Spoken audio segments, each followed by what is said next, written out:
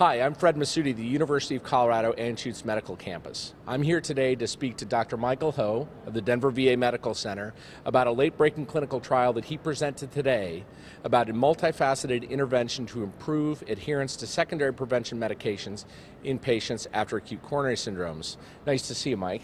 Good seeing you, Fred. Mike, I'd like to first ask you, what was the reason why you wanted to perform this study in the first place? What was the underlying rationale for the study itself? Sure. The reason we performed this study is that, prior studies have shown adherence to cardiac medications in the year after acute coronary syndrome hospitalization has been poor.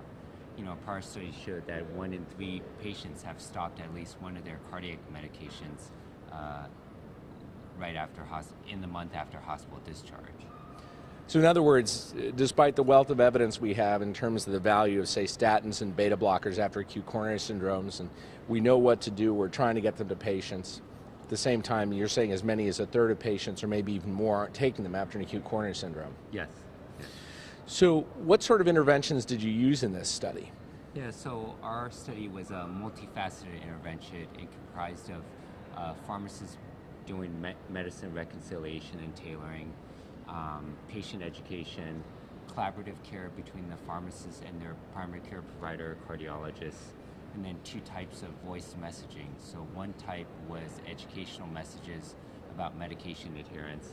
The other kind was medication refill reminders that were timed to when the patients had to refill their medications. Excellent. And can you tell us a little bit about what endpoints you used for this study?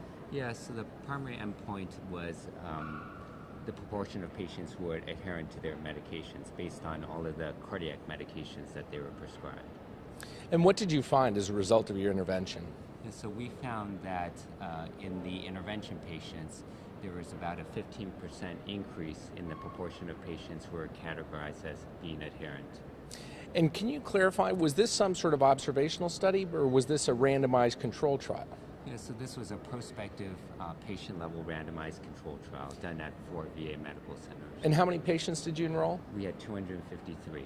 Did you find anything in terms of other endpoints like lipid values or blood pressure values of note in the comparison? Yeah, so there was no difference in the proportion of patients achieving blood pressure and LDL goals at 1 year. And what do you think about the future of this sort of intervention based on what you've learned from your trial?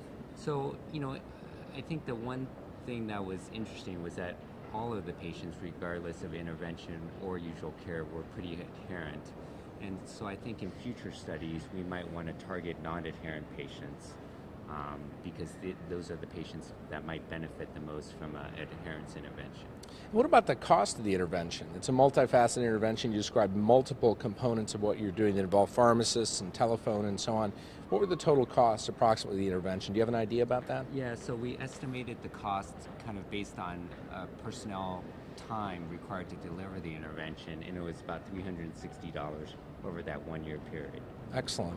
Well, thanks for talking with me today. That's a very important study addressing a very important issue in cardiovascular medicine today, making sure we get the right treatment to the right patient at the right time, and I think a very important study of an implementation of a multifaceted approach to trying to improve patient adherence. Thank you very much. Great. Thank you, Fred.